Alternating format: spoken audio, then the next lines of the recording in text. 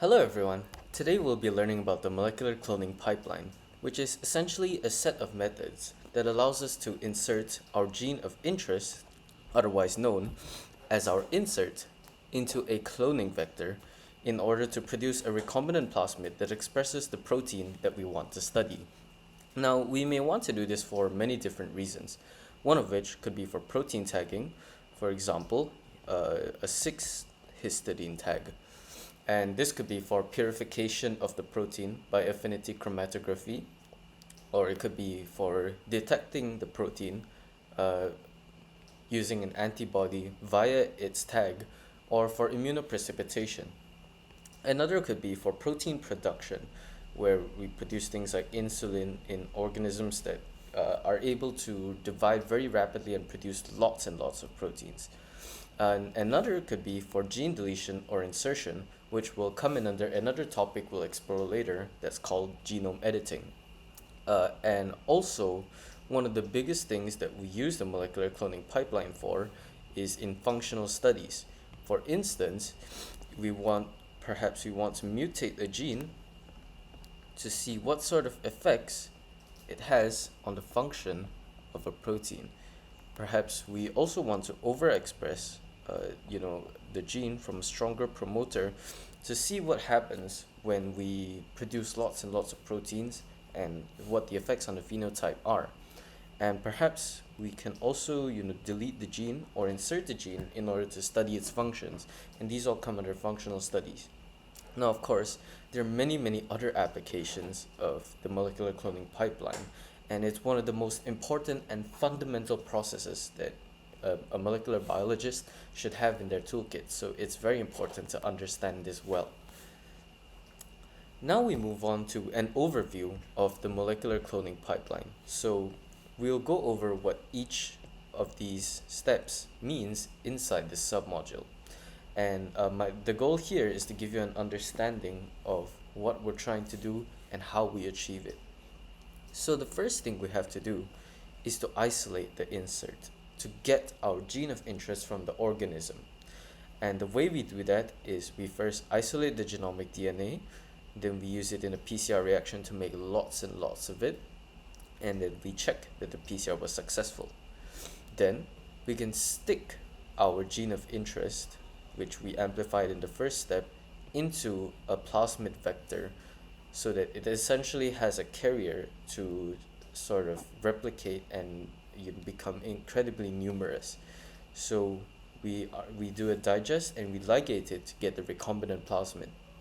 Then we move on to the step where we produce lots and lots of recombinant plasmid in order to analyze them and use them for our experiments.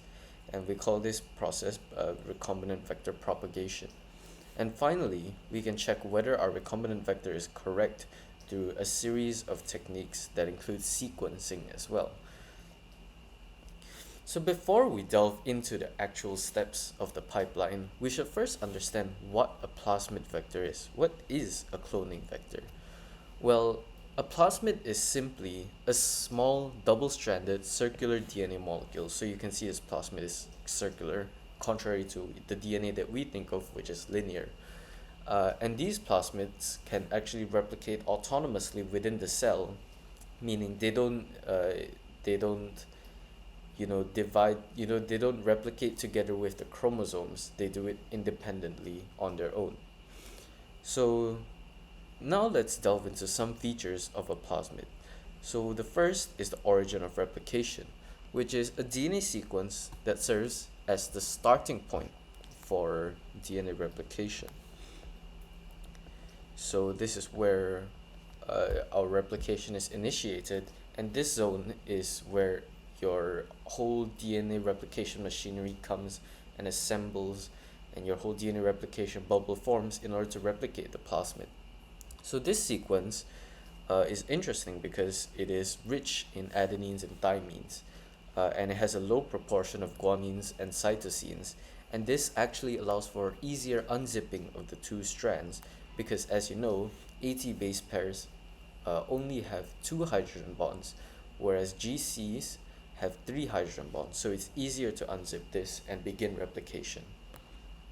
Now the next thing the next feature of the plasmid is the multiple cloning site. So this thing that I highlighted here was actually previously the multiple cloning site. It's a DNA segment which contains multiple restriction sites for different restriction enzymes, and this allows us to, essentially cut the plasmid and create spaces where we can insert our gene of interest. Now, the next thing is the selectable marker as well as antibiotic resistance genes.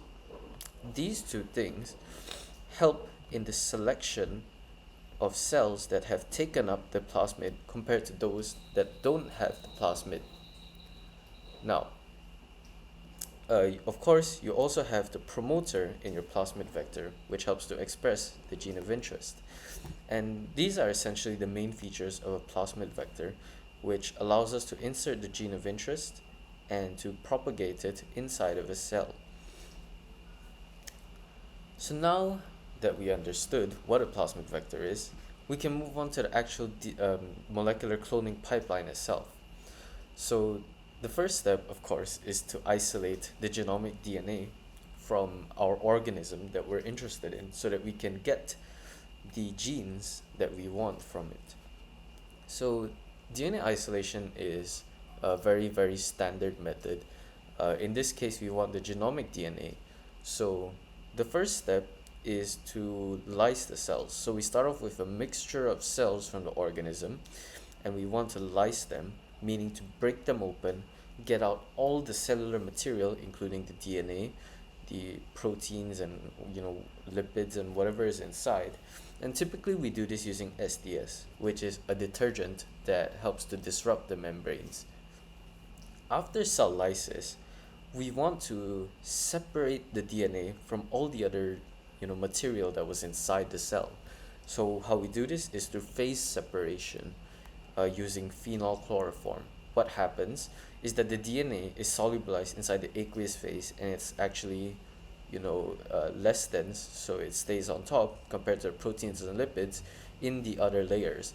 So this way we're able to just pipette out the DNA and transfer it to NuTube, and we have relatively we have separated the DNA from our proteins and lipids. So of course here the DNA is not completely pure. There are a lot of salts and other soluble materials inside, so it's good to purify the genomic DNA that we just extracted. So to purify it, people typically use column-based methods. So this is the column here. And at the bottom of the spin column, there's usually a silica membrane. So let me just write that. There's a silica membrane which our DNA can bind to in order to essentially purify it and wash away all the other junk.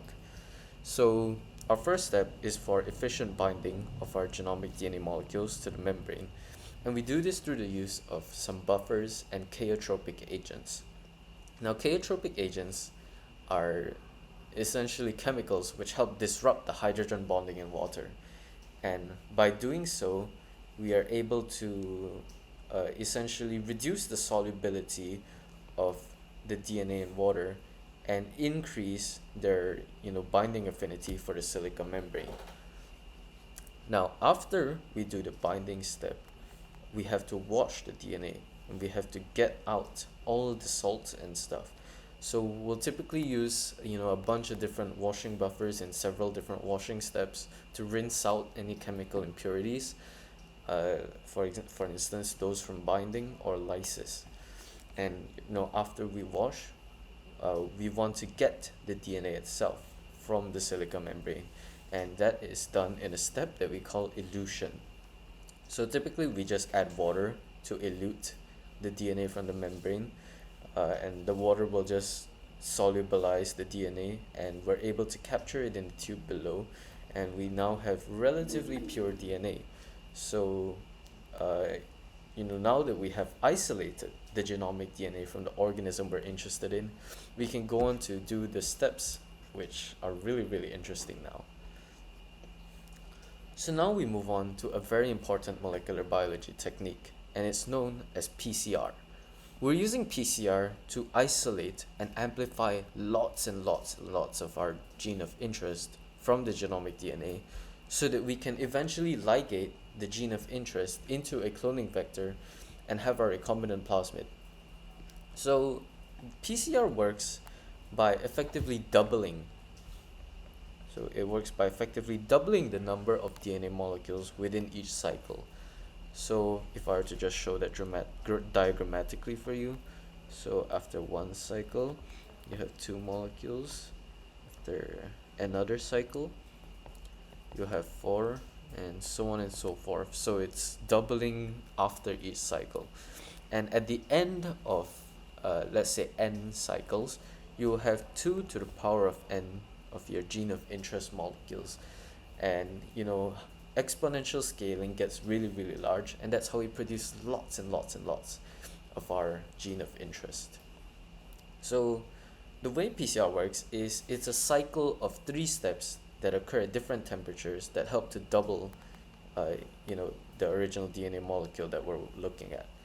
So the first step is denaturation, and denaturation essentially means, in the context of DNA, you're probably familiar with it in proteins, but in the context of DNA, it means to break the hydrogen bonds between the base pairs.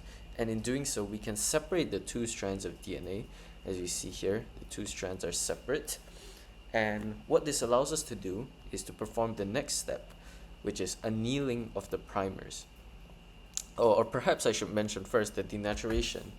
Of course, when you're breaking bonds, it requires a lot of energy. So typically, this is done at a relatively high temperature of 95 degrees Celsius.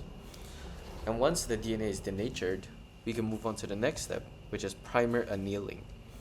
So these purple pinkish thingies you see here are the primers, and they're essentially single-stranded DNA molecules that will bind to the DNA sequences that flank our gene of interest, and they serve as the starting point for DNA polymerase in the third step. Now, primer annealing typically happens around a temperature of let's say 60 degrees Celsius. The temperature range can be a bit variable depending on factors which we'll discuss later, but 60 is a good ballpark number.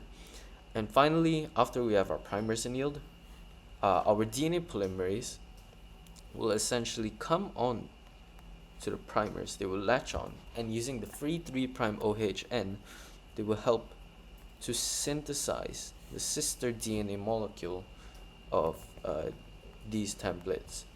And so this step is known as extension, and it typically occurs slightly higher than the annealing temperature at 65 degrees Celsius, which is around the optimal temperature of the DNA polymerase enzyme. So these 3 steps, which you see here, they're repeated many times in these cycles to obtain lots of our gene of interest. And that's essentially the principle of PCR. Okay, now let's formalize the reagents that we need for PCR.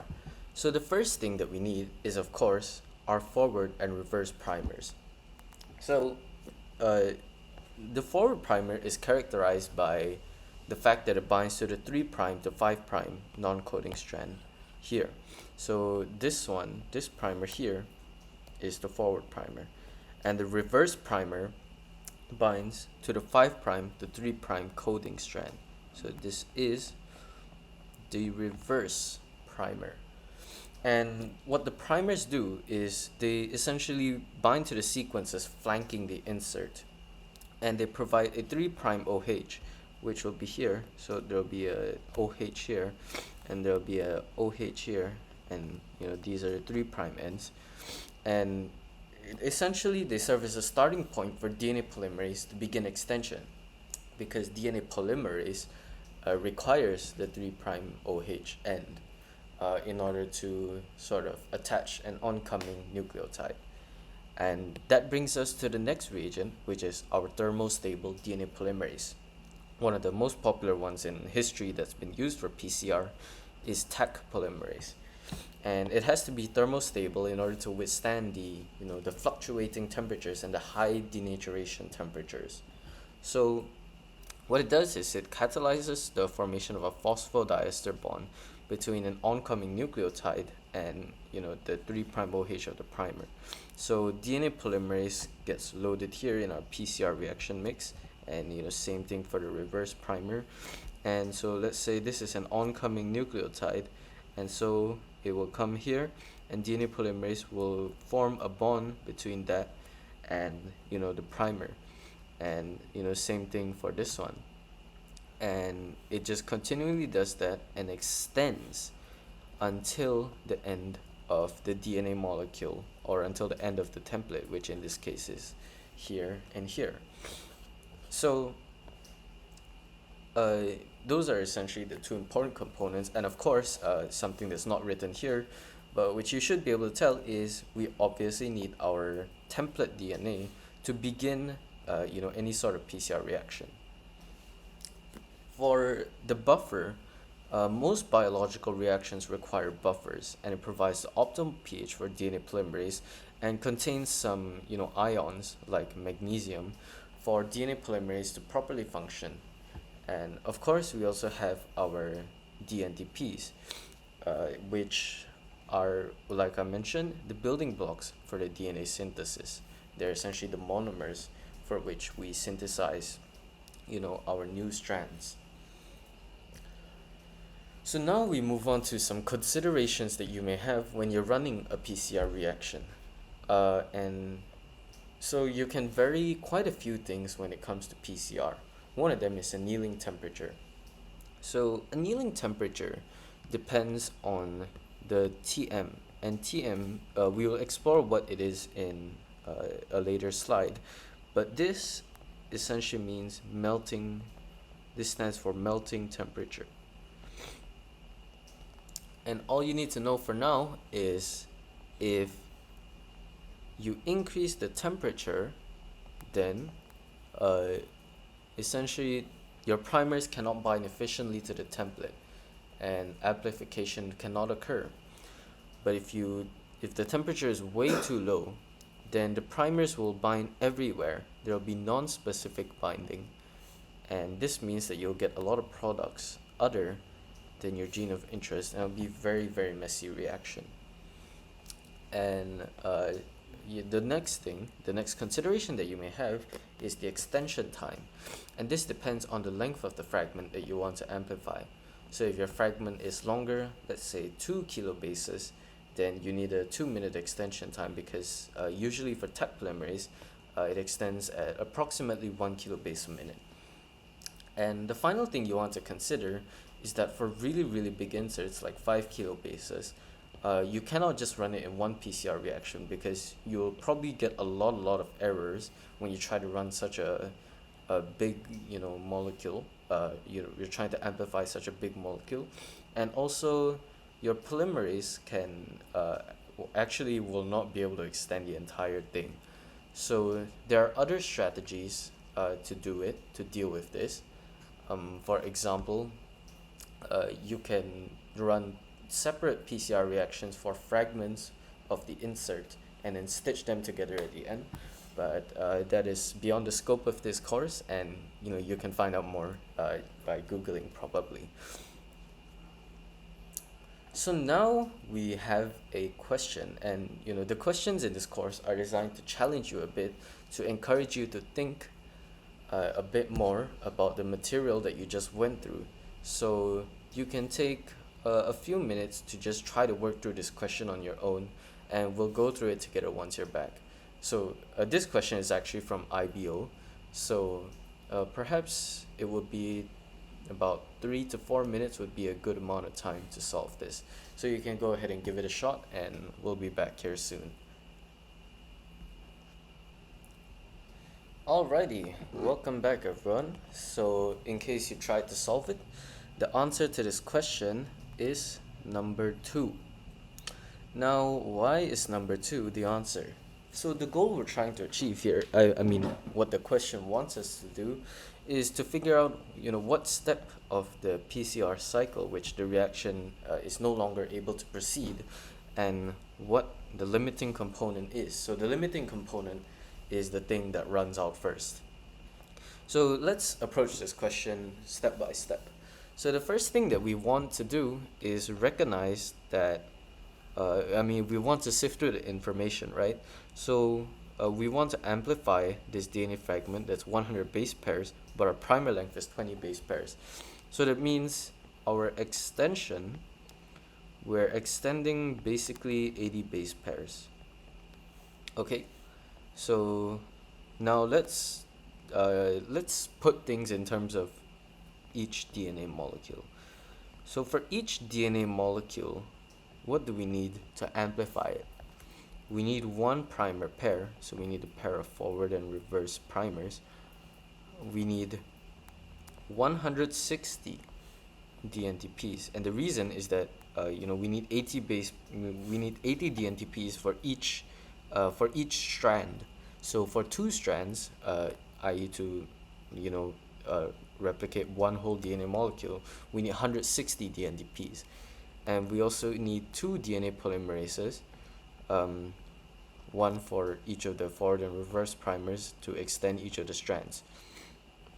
So now let's think about the nature of these things themselves. So the DNA polymerase, we know it can be reused because it's an enzyme. It doesn't get consumed in the reaction.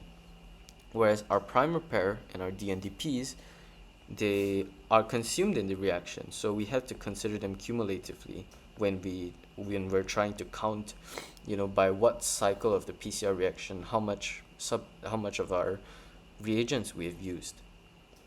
So now let's look at the data here.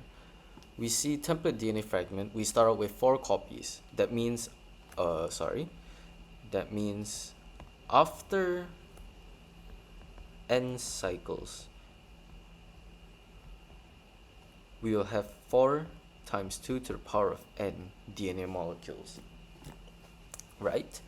And now let's calculate the formula for the primer.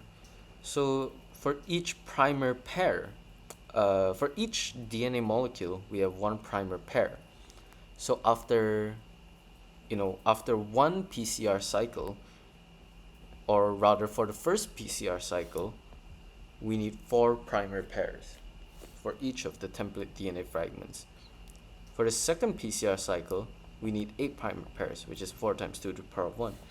For the third PCR cycle, we need 4 times 2 squared, and so on and so forth, until for the nth cycle, we need 4 times 2 to the power of n minus 1 primers.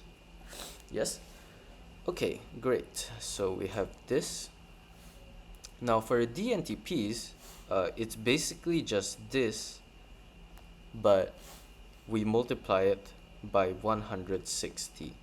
So 160 multiplied by whatever that is. And for the DNA polymerase, since it can be reused, we only have to consider how much DNA polymerase we need at that cycle. So for each DNA molecule, we need 2 DNA polymerases, and for the nth cycle, we need 4 times 2 to the power of n minus 1 DNA polymerases. Okay, we good so far? So now, obviously, we can solve this mathematically and such. Mathematically, we want to solve these equations. This greater than or equal to 1000. This, or not greater than or equal to, but just greater than. Yes, let me fix this. Greater than 48,000. And this greater than 1200. Now we can probably solve this mathematically using geometric progressions, but we're biology students, so we want to take the shortcut way out. So what we do is, for the primer, we basically just punch the numbers in our calculator and start adding them until we reach 1000. So we go 4. Is it greater than 1000? No. Okay, then let's plus 8. Is it greater than 1000? No, definitely not. So we just keep continuing until our numbers in the calculator reach greater than 1000, which, if I'm not wrong, will be at 512, where we'll get 1020. So if we count how many cycles this will be n equals 8 cycles. So on the 8th cycle, we won't have enough primers, but we have to check the others as well. So for this, if we do the same thing as this, we get n equals 7 cycles. And for this, if we just do the math and basically the same thing as the previous one, we get n equals 9 cycles. So we see that the DNTPs run out first at the 7th cycle. So that is our answer. Okay, so far we've said a lot about primers, but we should also talk about how actually do you design a primer. So there are a few considerations that we have to take into account. The first is the primer length. The ideal length is roughly between 18 to 30 base pairs. Now, if your primer is, if it's too short, right? If it's too short, then there will be non-specific binding, and you have many off-target products. And if it's too long, you will increase the annealing complexity, meaning it becomes even harder to anneal, and also you're more likely to form these secondary structures on the primer, which can interfere with its function. So the primer forms like a loop, for instance, and the primer, can't really bind as effectively anymore. And also it's just really expensive to produce a longer primer. Now our second consideration, which is very important, is the melting temperature. It's best to explain this with a graph. So we can draw a graph of the fraction or the percentage of single-stranded DNA against temperature. So typically for a DNA molecule, it would look something, okay, that's a bit wonky. Let's try that again. It would look somewhat like a sigmoidal graph. And at very high temperatures, obviously, there'll be full denaturation of DNA. So there'll be 100% single-stranded. And at very low temperatures, there'll be most of the DNA will be intact inside the duplex structure. So the melting temperature is defined as the temperature at which half of the DNA dissociates to become single-stranded and the other half remains as a duplex. So what that means is that at 50% single-stranded DNA, you will have essentially your melting temperature. Okay, so the melting temperature is a measure of the binding strength of the primer. So if you have a primer with higher melting temperature, that means it will bind more strongly to your insert sequence, or the sequences flanking your insert. So let's say this blue line here is 50% GC. Now we can draw a stronger primer, or rather one with higher GC content at 80% GC. Now we see that it has a higher melting temperature. Yes? And essentially this is relevant because the ideal melting temperature we want is between 52 and 58 degrees Celsius. And the primer pairs, the forward and reverse primers, should be within 2 to 3 degrees Celsius of each other's melting temperature. We can also use this graph to explain something which we explored in the previous slide, which is that if the annealing temperature, the temperature at which we conduct the annealing step, is too high, there will be too much single-stranded DNA because, you're more likely to not anneal than to anneal. You're more likely to remain in the single-stranded form at higher temperatures. So this means there's no effective annealing. Whereas at a very low temperature, the primers will just anneal even if the sequences aren't complementary, because it's a very favorable condition to do so. So that's why we want a sweet spot, right in the middle, around where the melting temperature is. And as we saw in the previous slide, the melting temperature, we want it around, you know, a few degrees lower, or rather the annealing temperature, we want a few degrees lower than the melting temperature. So the next thing that we want to look at is the GC content. Ideally, you want it between 50 and 55% because that will give us a really good melting temperature essentially, because our GC content affects our melting temperature. And the final thing that perhaps we should talk about is primer dimers. And these form when there are sequences of complementarity between the two primers. So, for example, this is the forward primer, and this is the reverse primer. And then there are some complementary sequence here, and they can form dimers, which can appear on our gel electrophoresis results. So that's just something to take note of, and we want to ensure that we minimize complementarity between our primers when we're designing it. So how do we actually design a primer? We have to think about the components of a primer that we have to include. So the first thing is, of course, the complementary sequences, where the primer binds to the actual target DNA sequence that we want. And we talked about this already. The forward primer binds to the sequences upstream of the gene, and the reverse primer binds to the sequence downstream.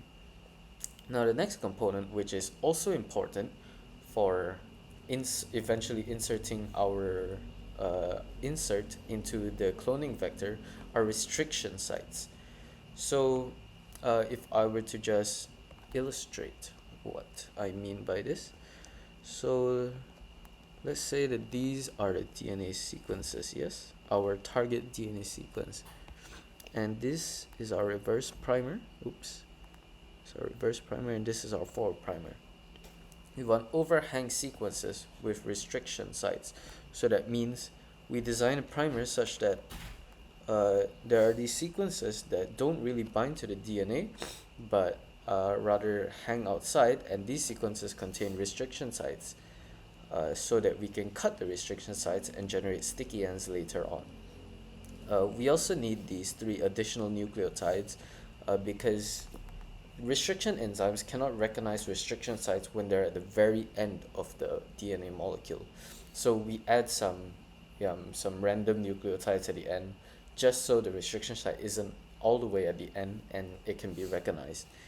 And sometimes you also see this GC clamp, which basically just means at the 3' end of the primer, so in this portions, you will see some GC bases.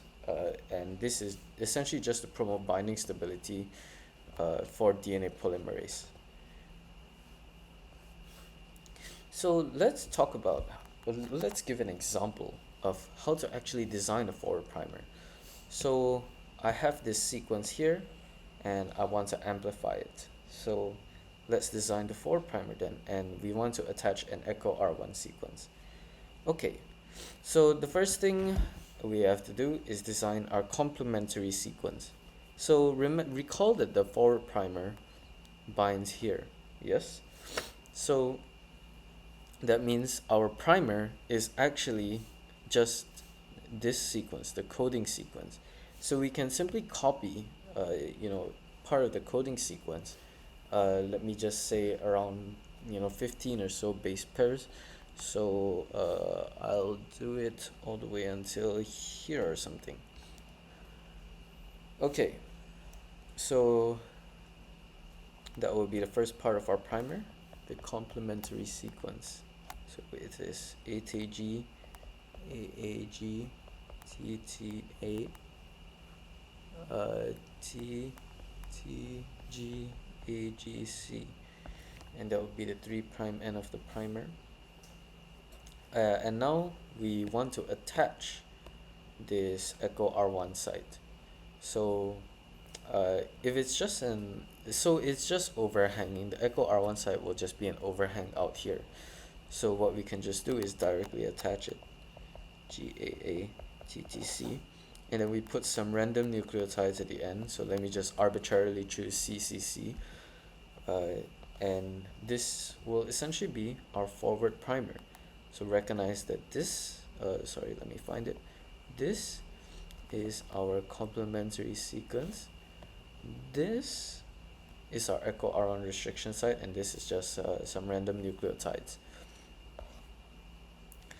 Now, for the reverse primer, it's a very similar method, but we have to do something called reverse complementation of the coding strand.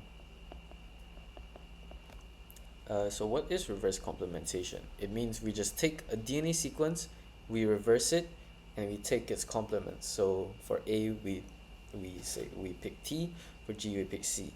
So the reason for this is because, as you recall, our reverse primer binds to this strand. Yes, which means it will be something like that. And so when we want to sort of design the primer, we're basically just taking the complement of this strand. And then when we represent it in a 5' to 3' direction, it will be reversed. So that's what the reverse complementation means.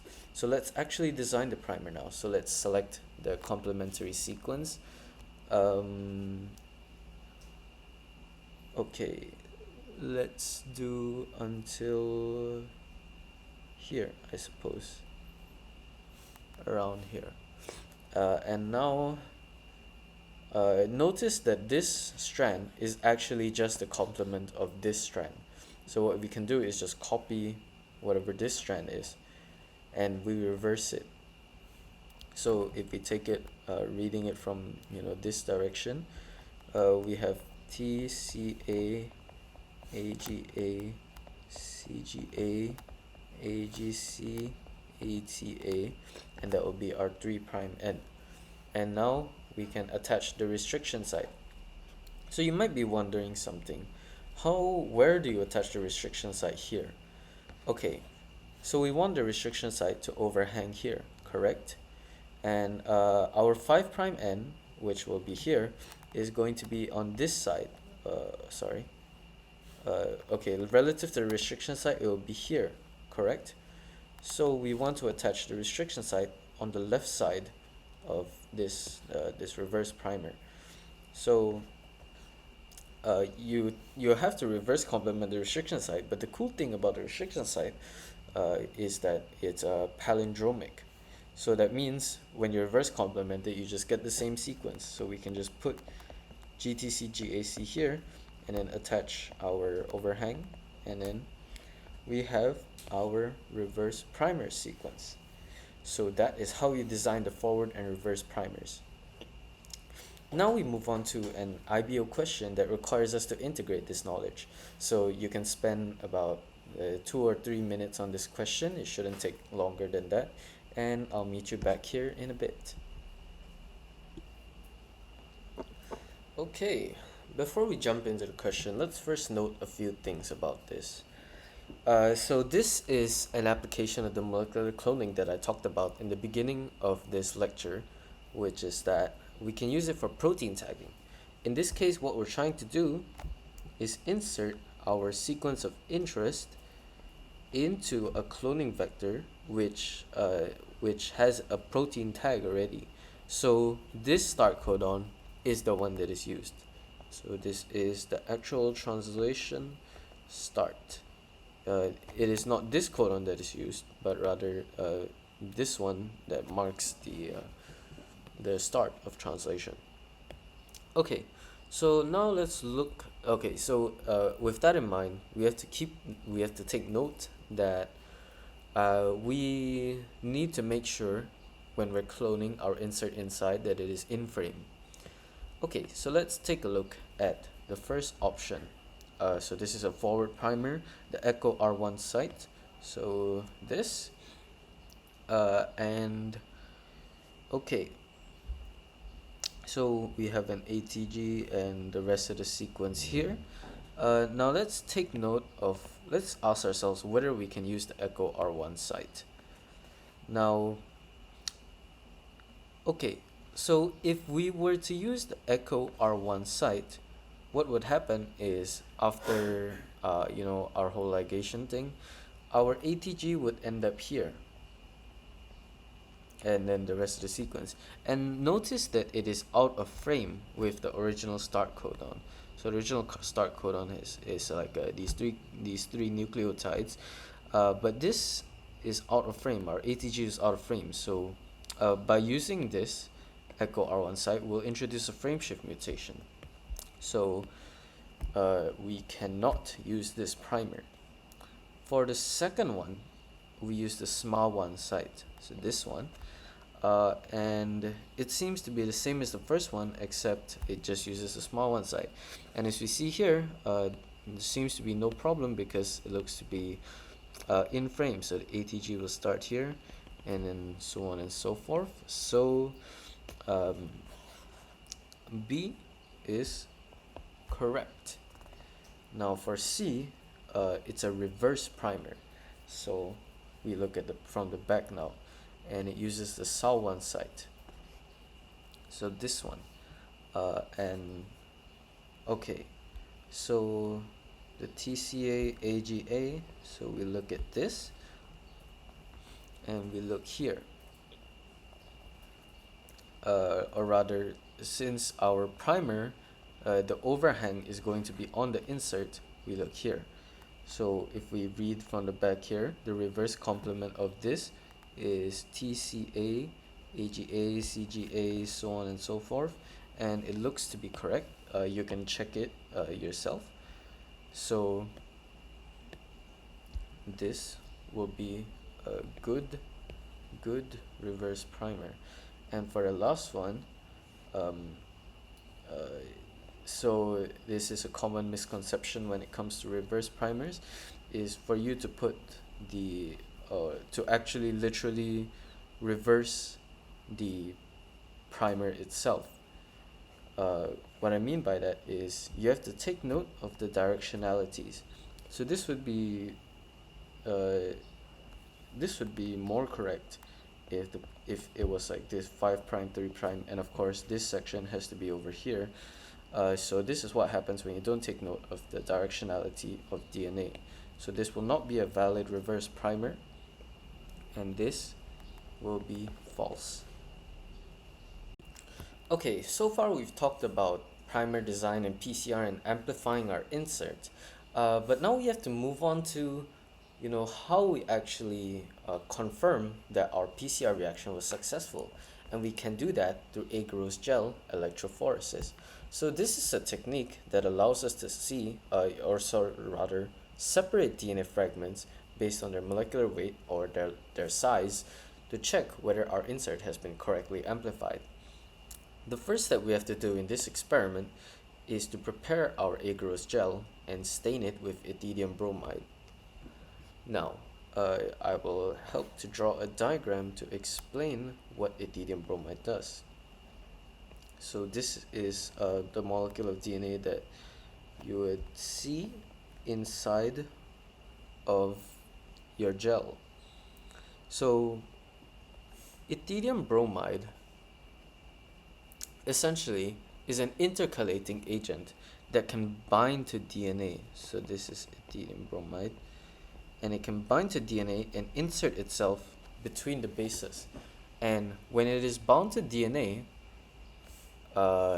essentially its fluorescent properties increase massively. So this is how we visualize and stain DNA. So we visualize it using UV light, and it will fluoresce a lot when it's bound to DNA, versus when it's just in the agarose matrix, it barely shows a signal. So that is how we figure out and get this diagram, this kind of figures at the end of the day. Now the next step is to prepare and load our samples and then run them on the gel. For sample preparation, we typically mix them with loading dye, and loading dye contains glycerol, which helps to increase the molecular weight, or rather increase the sample density for loading. So if we are like loading our samples into the well, it just helps to ensure it pushes it down and it doesn't like float out into the solution or anything. float out into the buffer. And yeah, one thing to take note is the wells are closer to the negative electrode, which is the black one, and the positive electrode is the red one. And the reason for this is, of course, as you know, DNA is negatively charged, and so it will move towards the negatively charged things will move towards the positively charged. So we want the DNA to migrate down, down the gel. And so here we essentially image the gel under UV light in order to visualize where our DNA samples are. Okay, now let's look at an example of what happens once we've run the gel. So how does it actually work? Well, DNA fragments will diffuse through the agarose meshwork in the gel. So the shorter and smaller fragments, okay, if I were to go to the previous slide, the shorter and smaller fragments like this one, they are essentially more mobile because they have less molecular weight, and they're less likely to have their movement impeded by the agarose matrix. Whereas if you have longer and larger DNA fragments like these ones, then they diffuse much more slowly, and they're more likely to have their movement impeded by the meshwork, so they migrate more slowly. So you'll see smaller fragments further down the gel and bigger fragments further up. Okay. Now we look at this figure. And the first thing you notice is, what the heck is a DNA ladder? So a DNA ladder is essentially just a bunch of linear DNA fragments of a known size. And when you run the gel, they separate out to form this thing that looks like a ladder.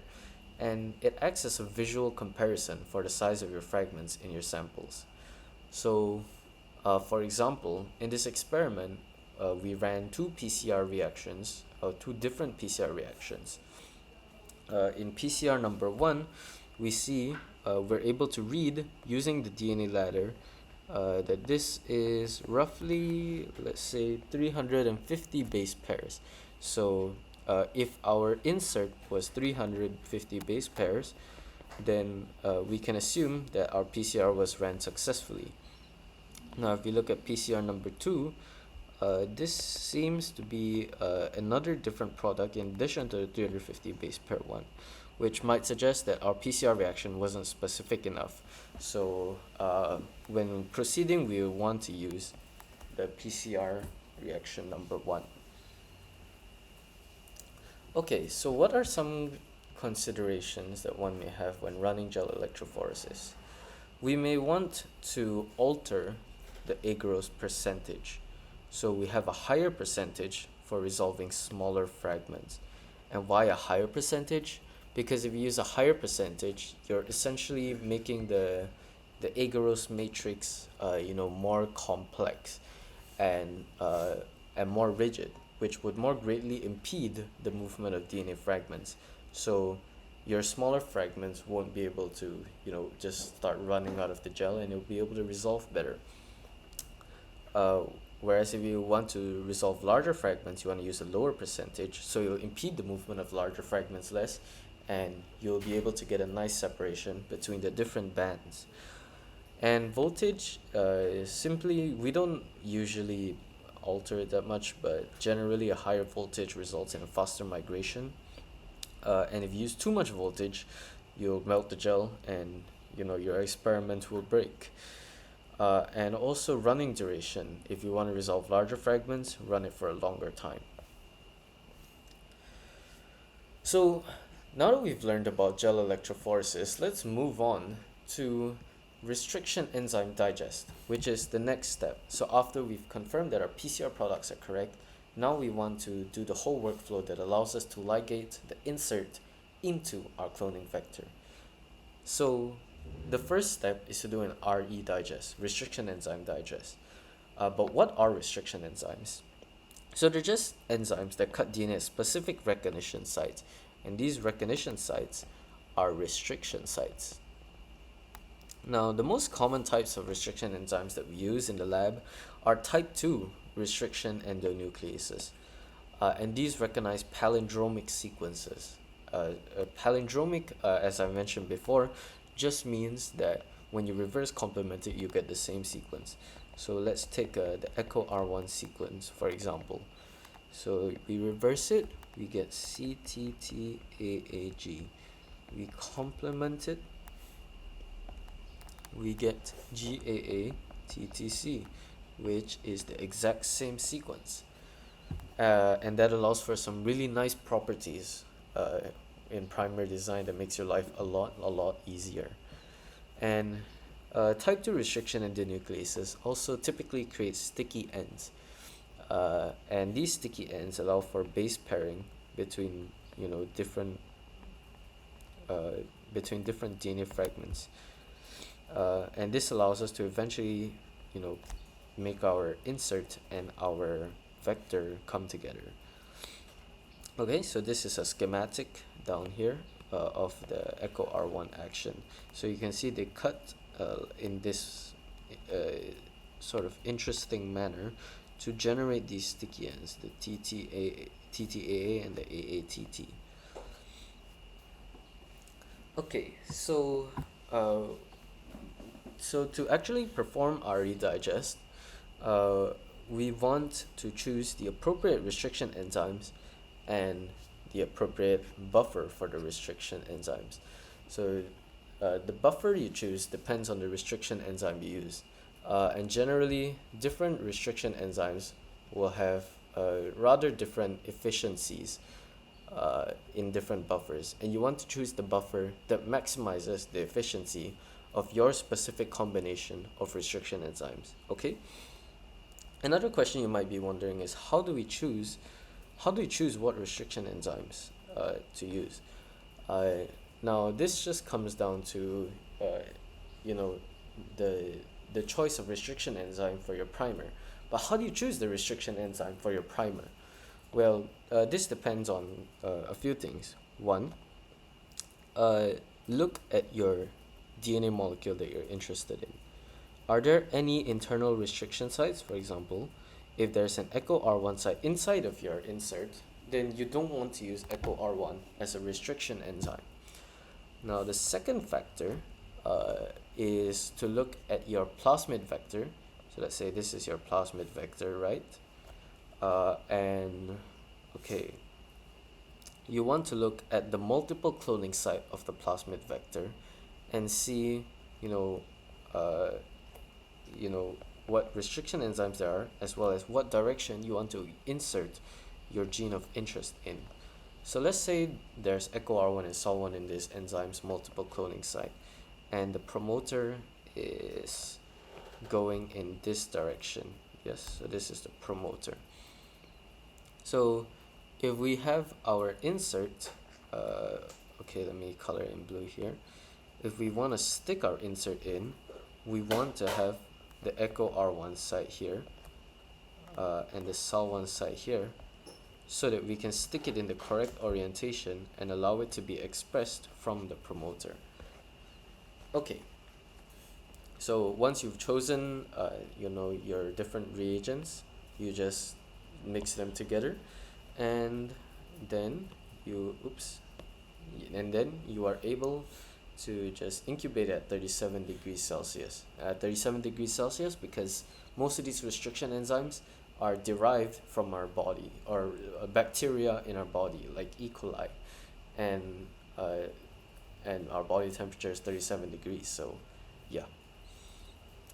Now, when it comes to RE digest, we can choose single enzyme digest or two enzyme digest. Now, the gold standard is, of course, to do a 2-enzyme digest, but 1-enzyme digests are also possible. They just come with a lot of other problems. But of course, 1-enzyme digests are easier to conduct because, well, it's just one restriction enzyme. So, let's look at how what it is about these RE digests. So, we cut both the insert as well as a plasmid with the same single restriction enzyme in a 1-enzyme digest. So in this case, we cut it with echo R1, and you see we generate these sticky ends. So we generate AATT, we generate AATT. and this one is able to come over here, and this one is able to come over here to form our recombinant plasmid. Yes? But there's a problem with one enzyme digest, which is that uh, among other secondary products, if I flip this insert around, okay, because originally the gene is in that direction, right? But if I flip it around and make it go in that direction, the AATTs and AATTs are still there, and they're able to interact, they're able to bind with no problem to the plasmid.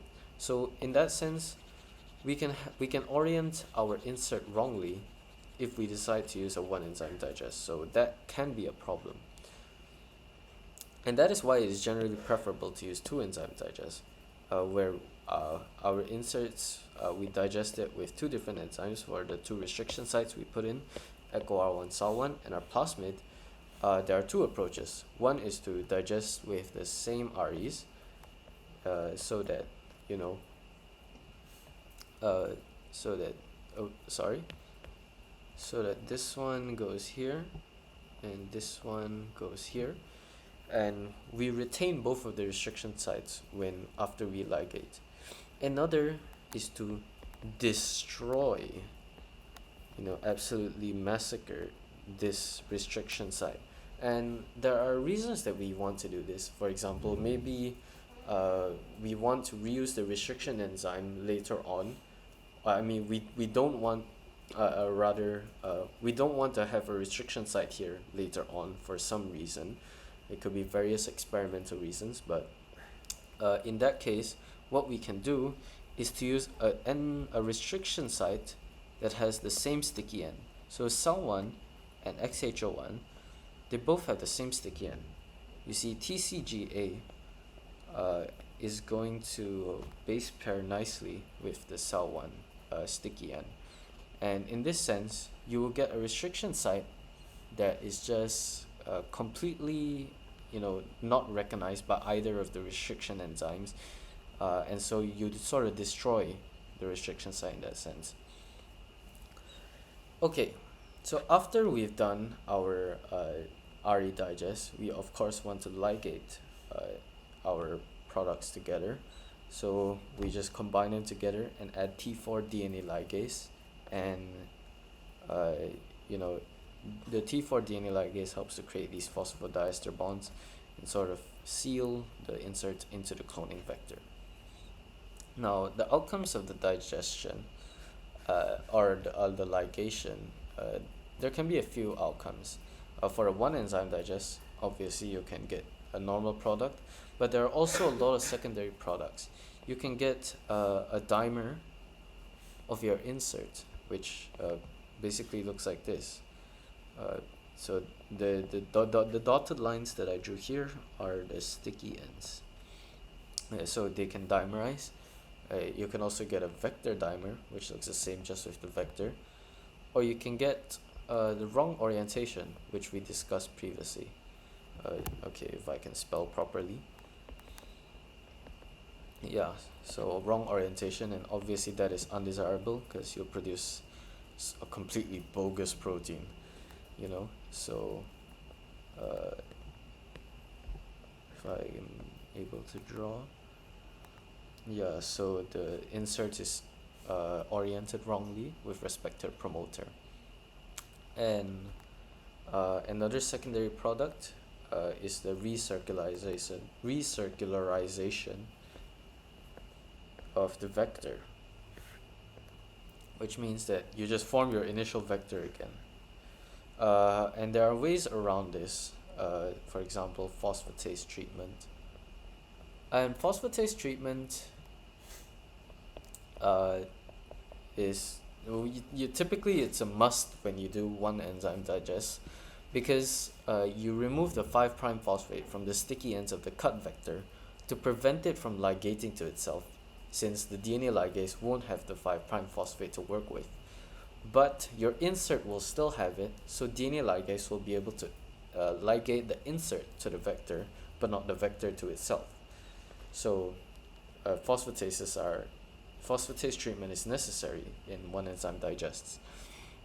For two enzyme digests, uh, of course, you get your two products, which is uh, your your initial recombinant plasmid with both your restriction sites intact, or with the restriction site destroyed.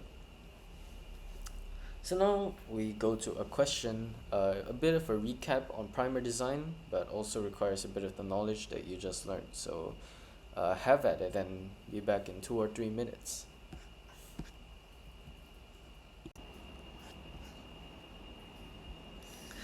Alright, so I hope you've had some time to work through that question. So this is a very standard question when it comes to molecular biology, and we've seen a question like this before already. So let's dive right into the question, shall we? So the first thing we see is two restriction sites, yes? So we're using both NCO1 and Echo R1. And if we look at question A, the use of two different restriction sites avoids wrong orientation of the inserted fragment. And we know that this is true because of what we discussed earlier. But if you only use one restriction site, then you run the risk of having your fragment in the wrong orientation like 50% of the time. So A is definitely true. For B, we have a standard primer design question. So if you recall how to design your primers, we want to attach the NCO1 restriction site to the forward primer, and we are given the restriction site here, CCA-TGG. So let's just see if that's present on here, CCA-TGG as well. And then we want to see whether the sequence after that is essentially the same as the beginning of the coding sequence. So we have the ATG blah blah blah here, and we see that TTC, we see that it is the same as this. So this forward primer can also be used, so we have true. Now the reverse primer, we want to use the Echo R1 restriction site, and we know that is GAATTC. So let's find the restriction site here.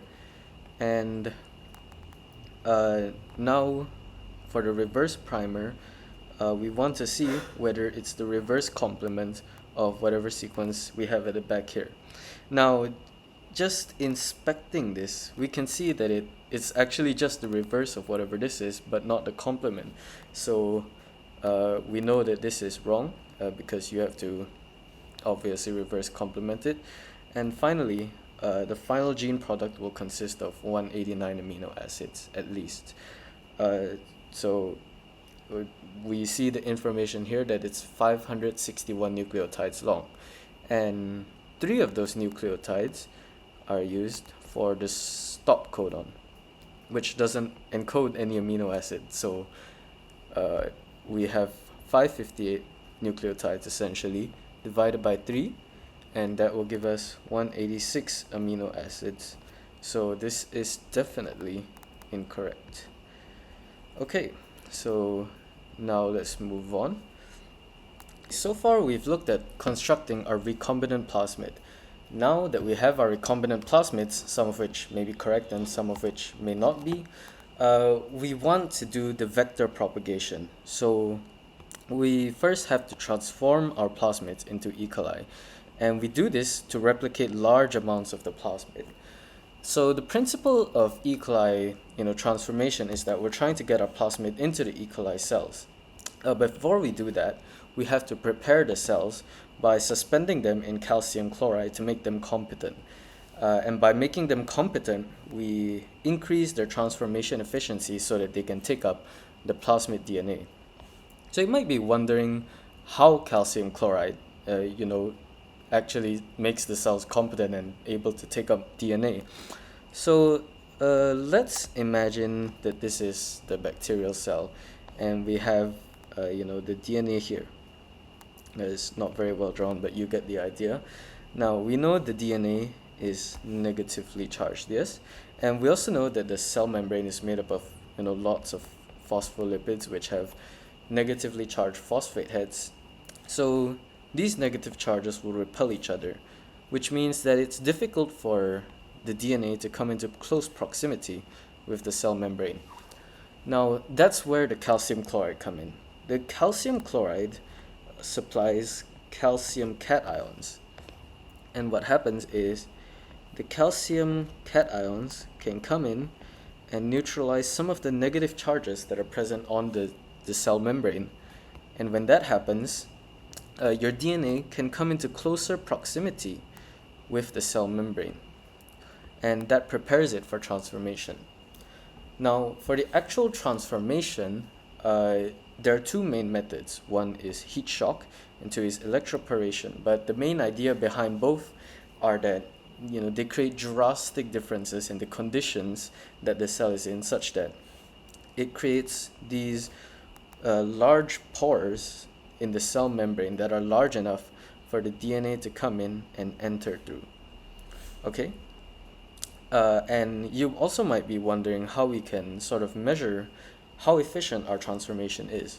And that comes in to transformation efficiency. So it's a measure of cell competency, i.e., how well they take up foreign DNA. And we can compute it by essentially taking the number of colonies that successfully grow on our transformed plates divided by the number of micrograms of DNA. And do note that transformation efficiency is only relevant when you use the same protocol for transformation. So it's essentially a standardized measure for transformation of how well the cells can take up DNA within a lab. So if you are comparing it across different labs, their measure of transformation efficiency might be different for the same samples simply because they use slightly different protocols. So that's just something to take note of. Okay, now that we've actually transformed the cells, we don't know whether some of these cells have the recombinant plasmid or not. And so that's where screening and selection of the recombinant plasmids comes in. Generally, there are two types of systems that we can use to do this. One is the positive selection system. The positive selection system selects for the presence of a marker gene. So the presence of a marker gene. And usually, in order to conduct positive selection, we grow our bacterial cells. After we transform them, we grow them on agar plates that either contain antibiotics or are lacking select nutrients. And for the antibiotics, you call this antibiotic selection, because if the cells have the plasmid, they should have an antibiotic resistance gene that helps them to become resistant to the antibiotics and allows them to grow on these plates. And for this mechanism, if the cells contain a marker gene which helps them to synthesize the nutrient on their own, then they're able to grow on the plates that are lacking these nutrients. So this is called auxotrophic selection. So this is the positive selection system. And this is usually like a base case, which is always done. We also have negative selection systems, which select for the loss of a marker gene. Okay? So the loss of a marker typically happens through insertion of our gene of interest. And if our gene of interest is inserted successfully and in the correct place, then you'll lose the marker gene, and the cells will essentially be able to grow or display a certain phenotype. So the more popular example of negative selection systems is blue-white screening. And I'm sure many of you have heard it before. But essentially, blue-white screening utilizes the bacterial lac operon genes to phenotypically differentiate cells with correct recombinant plasmids from those with incorrect plasmids. It works based on the principle of alpha complementation of beta-galactosidase. And beta-galactosidase, is actually encoded by the LAC-Z gene. So LAC-Z makes beta-gal. And this is supposed to be beta-gal. So the bacteria cells which we use for blue-white screening actually have a truncated form, meaning a incomplete form of beta-galactosidase. And they need an additional component called the alpha peptide in order to form a fully functional beta-gal protein. So this alpha peptide is typically contained on the plasmid vectors. So this is encoding the alpha peptide. Okay. So what this means is when the plasmid is intact and this gene encoding the alpha peptide is intact, in the bacterial cell that has been transformed, you will be able to see, functional beta-galactosidase because of the alpha complementation. And what beta-gal does is it converts this X-gal, which is a colorless compound, into a blue product. And that is why we see here there are blue colonies when essentially the cells have the recombinant plasmid, but there's no insert in the recombinant plasmid, or the insert is in the wrong location. Now, if the insert is in the correct location, meaning it's put inside the gene encoding the alpha peptide, then essentially the alpha peptide cannot be properly synthesized. And what this means is you can't form this normal beta-galactosidase, you cannot convert X-gal to the blue product, and your colonies will remain white. So what we're looking for through the blue-white screening system is white colonies. Those are the ones that have our correct recombinant plasmid. So another example of a negative selection system is through the use of the loss of lethal genes. So the cloning vector can contain a lethal gene here that will kill the cell if it is transformed with the gene. So if we insert our gene of interest correctly into the plasmid vector, it will disrupt the lethal gene and the transformed cells will be able to survive. So that is how we also select for correct recombinant plasmids. Now, after we selected after we've made sure that the E. coli colony that we're selecting has the correct recombinant plasmid, we go on to culture it. And the reason we want to do that is so that we can propagate lots and lots and lots,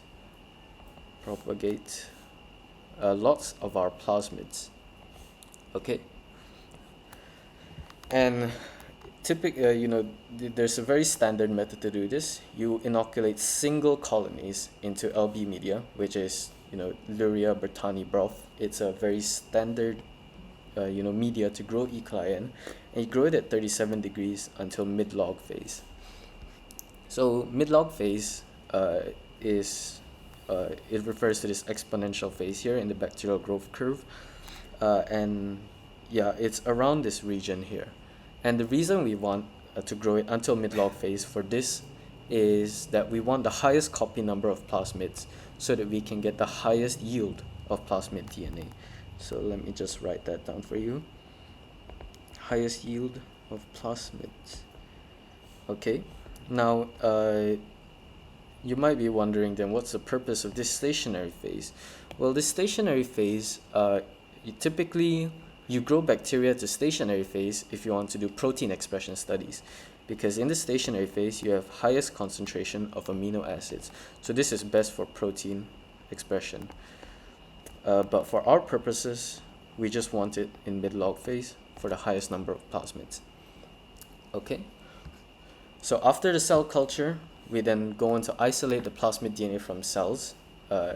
It's quite similar to the genomic DNA isolation that we did previously, but it's a slightly different protocol since plasmid DNA is much smaller and much more delicate. So you can Google, it's a method called MiniPrep, or you can just search, isolation of plasmid DNA. It should give you results. And so after we isolate the plasmids, we want to confirm that the recombinant plasmid is actually correct. So the first step in doing this is to run an RE digest, and we use the same restriction enzymes that we did for cloning. And essentially what this does is, let me just draw it out. So we have our recombinant vector here, and this is our insert. And if we cut at these two sites, we get back our insert and our linearized recombinant plasmid.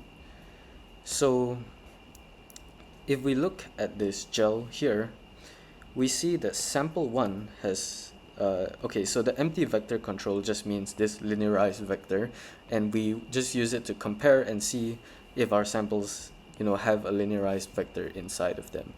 So sample 1 we see here has around a 500 base pair fragment and a fragment that corresponds to the size of the empty vector. So we know that, this should be the correct sample, the recombinant plasmid. Now sample 2 has a has a plasmid, it has the vector band, but it doesn't have the insert band, which means perhaps it was transformed with a plasmid that just didn't have the insert, so it was transformed with just the original vector, and it somehow survived. So of course, this is just one step in the conformation of the plasmid. We have to do sequencing definitely, which is what we'll touch on in the next submodule. So just a note on, just a quick note on the electrophoresis of plasmids. So depending on the state of the plasmid, it can actually migrate at different speeds. So here we see a nicked plasmid. Now, nicked just means so in DNA replication, you have topoisomerase, and topoisomerase usually nicks a DNA in order to relieve the overwinding strain. So this is similar here. A nicked plasmid is just a relaxed plasmid that has its tension released, and when it's relaxed, it takes up a lot more space. And so since it takes up a lot of volume, it migrates really, really slowly. And so that's why we see here it has it's the topmost band. It migrates the most slowly. Now, right below that is a linearized plasmid. So this plasmid has been, it has experienced a double-stranded cut, and essentially it takes up, less volume than the nicked circular plasmid, but it just takes up a moderate amount of volume, so it will migrate at a moderate speed. And typically when we conduct gel electrophoresis, we want everything to be linearized, so we can have a basis of comparison in that sense across different samples. For supercoiled plasmids, this is the typical conformation that you will see in vivo. Okay, typical in vivo conformation. So most plasmids in cells are supercoiled, and if you don't do any treatment and you run gel, you will see the thickest band as the supercoiled plasmids. Now these are really, really compacted. They just take up the least space, and so they migrate more slowly compared to the other two. Now for single-stranded circular plasmids, this typically wouldn't happen unless you were genuinely running an incredibly non-treated sample. Clearly it only has one strand, so it has lower molecular weight, and it will migrate the fastest. And these are generally incredibly invaluable bands. So that is why, when we're conducting restriction enzyme digest and analyzing results via gel electrophoresis, we want everything to be in the same state so that we can make consistent comparisons. And for that, typically we choose to have linearized fragments. Okay, so now that we have essentially gotten to the end of this segment, we'll have a few end of chapter questions so that you can practice some of the skills that you've been learning. So this one should take no more than 3 minutes, so go ahead and pause the video and I'll see you back here when you're done. Okay, welcome back. Hopefully you've had a chance to work through that question. So first of all, the answer for part A will be false. And why is that so? Let's take a look at the figures we've been given. So we cut the plasmid and the insert with Bagel 2 and BAM-H1. So Bagel 2 cuts here and BAM-H1 cuts here. So after cutting, we obtain a 2800 base pair fragment and a 500 base pair fragment here. And after ligating them together, we have a 3300 base pair fragment. So this one is obviously false. For part B, If in the reaction mix Hindi3 was used instead of Bagel2, the transformed bacteria would be capable of growing in the medium. So if we cut with Hindi3, okay, let me just clear the annotations here. If we cut with Hindi3 and BAMH1, the question is, will we be able to ligate this insert into the vector? And the answer to that is to look at the sticky ends. So here we have AGCT and here we have GATC. Oh, sorry, we are looking at BAMH1. GATC. And we realize that they have different sticky ends, so there will be no base pairing between these two, and well, you simply cannot use Hindi3 instead of Bagel2, so this will be false. Okay, for part C, the 500 base pair insert can be removed from the recombinant plasmid by using Bagel2. So the answer to this is false. And the reason, like we've discussed quite a few times already, is because when we're cutting, let me just remove this. When we're cutting with Bagel2 and BAMH1, they produce a new restriction site upon ligation. So the new restriction site will be, let me see, Bagel2. So AGA TCC, and so this is 5 prime 3 prime, and this will not be recognized by either of the restriction enzymes, so we cannot use Bagel2 to excise the insert from the recombinant plasmid after we've inserted it, because the restriction site would have been destroyed, so that is false. And for part D, the migration pattern of the plasmid is different when treated with EcoR1 or BAMH1. Yes, so this is true. And the reason is that EcoR1, when we cut it, it cuts here. So that produces, and it only cuts at one place on the recombinant plasmid. So it produces a linear plasmid that is 3,300 base pairs long. Whereas for BAMH1, since we've destroyed the restriction site, that will just be your normal, it remains circular, and so they will migrate at different speeds, the linear fragment and the normal plasmid fragment. So it's false, false, false, true for this question. Now moving on to the next question, it's a very similar theme, and you should take no more than 3 minutes to solve this, so have a go at it. Alright, so let's dive into the question. So digestion with SMA1 followed by ligation can produce the recombinant plasmid. So SMA1 is here, here, here. And we see that it leaves out the terminator. But the thing is, we want to insert the entire coding sequence, including the terminator, into this region here. So this, in fact, does not work, and we can categorically say this is false. Digestion with AAT2 and BAMH1. Can it do it? So AAT2 and BAMH1 are here. I have BAMH1 and AAT2.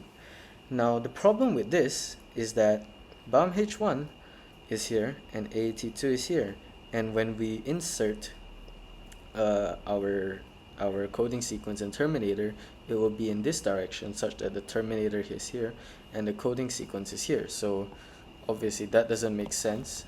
So we can also say that that is false. So digestion with BAMH1 and Bagel2 followed by ligation can produce the recombinant plasmid. So let's look at BAMH1 and Bagel2. BAMH1 is here, BAMH1 and Bagel2. So the question now is since we only have one BAMH1 cut site here, is the Bagel2 sticky end the same as the BAMH1 sticky end? So we look at this, GATC, both have the same sticky ends, so this would work. You can see this is true. And the coding sequence needs to be in frame with the promoter. Now this is a common misconception. In frame refers to codons. So when we're talking about in frame, we're referring to the codons themselves. And as we know, the promoter is, it doesn't consist of codons. So we're only referring, or it's only relevant after the start codon, which is when the concept of codons really starts making sense. So this will be false. So after our whole molecular cloning pipeline, the next step is to sequence our insert that we put into the recombinant plasmid and see if the sequence is like 100% correct, because there could have been mutations that we introduced during the PCR reaction, or there could be some sort of mistakes or something. So sequencing in itself is quite a broad topic, so we will cover that in the next submodule. In the meantime, we will go over some alternative cloning pipelines so that you can get a better idea of what modern biology is heading towards. So the first that we'll cover two. The first that we'll cover is Golden Gate cloning, and the innovation is that it allows for the simultaneous and directional insertion of multiple DNA fragments into a plasmid vector, and the way it does this is through using type 2S restriction enzymes. These have very, very different cut sites where they cut outside the restriction site and they generate non-palindromic overhangs. So what does that mean?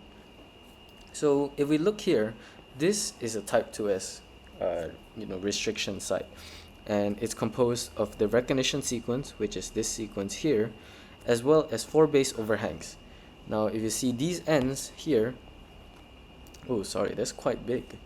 If you see these ends here, they can be any nucleotide, and that's quite powerful because it essentially means that we're able to turn our fragments into Lego pieces, which we can mix and match together and determine where we place the Lego pieces. So this diagram here will help to illustrate that.